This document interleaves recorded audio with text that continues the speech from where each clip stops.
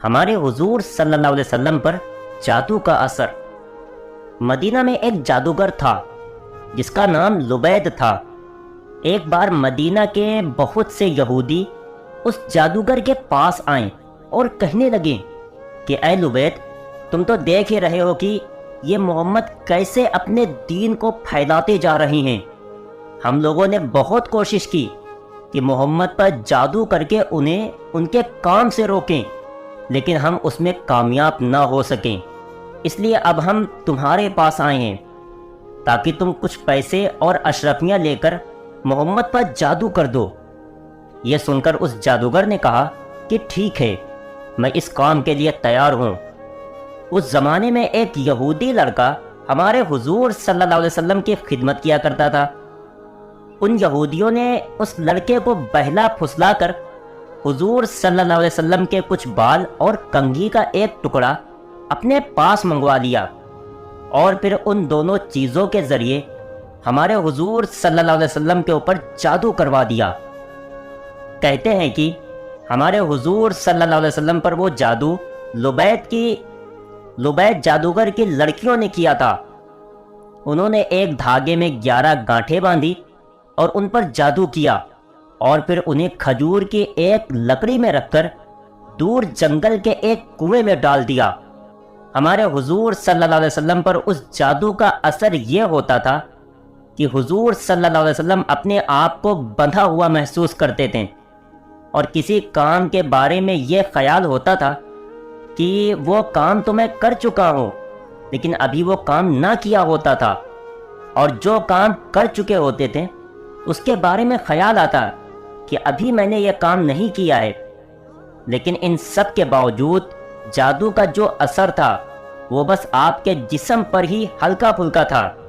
نبوت میں اس کی وجہ سے کبھی ایسا فرق نہیں پڑا کہ جادو کی وجہ سے آپ نے کوئی غلط بات کہی ہو یا قرآن کی کوئی آیت بھول گئے ہوں۔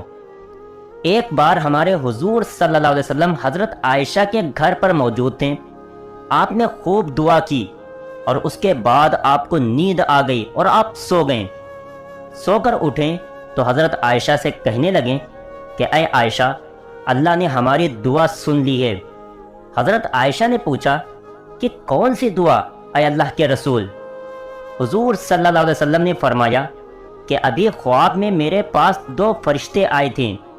ان میں سے ایک نے دوسرے سے کہا کہ یہ محمد کو کیا ہوا ہے؟ تو دوسرے نے جواب دیا کہ ان پر جادو کیا گیا ہے۔ پہلے فرشتے نے پوچھا کہ کس نے جادو کیا ہے؟ تو دوسرے فرشتے نے جواب دیا کہ مدینہ کے ایک جادوگر نے ان پر جادو کیا ہے۔ پہلے فرشتے نے پوچھا کہ کس چیز پر جادو کیا ہے؟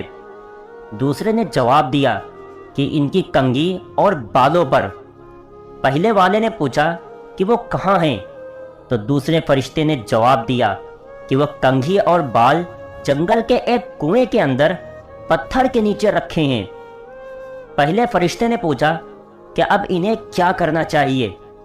تو دوسرے نے جواب دیا کہ اس کنویں کا پانی نکال کر اس پتھر کے نیچے سے وہ بال اور کنگھی کا ٹکڑا نکالا جائے تو ان پر سے جادو کا اثر ختم ہو جائے گا۔ پھر حضور صلی اللہ علیہ وسلم نے کچھ صحابہ کرام کو جنگل کے اس کنویں کی طرف بھیجا کہ جس کے بارے میں ہمارے حضور صلی اللہ علیہ وسلم کو خواب میں بتایا گیا تھا کہ اس کنویں میں آپ کے بال اور کنگھی پر جادو کر کے ڈالا گیا ہے۔ ان سارے صحابہ کرام نے کنویں کا پانی نکالا اور جو جگہ بتائی گئی تھی اس جگہ سے کنگھی اور بال نکال کر ہمارے حضور صلی اللہ علیہ وسلم کے پاس پہنچے۔ حضرت جبریل علیہ السلام نے آ کر ہمارے حضور صلی اللہ علیہ وسلم کو بتایا کہ سورہ فلق اور سورہ ناس پڑھ کر آپ ان میں سے ایک ایک گانٹھ کھولتے جائیں۔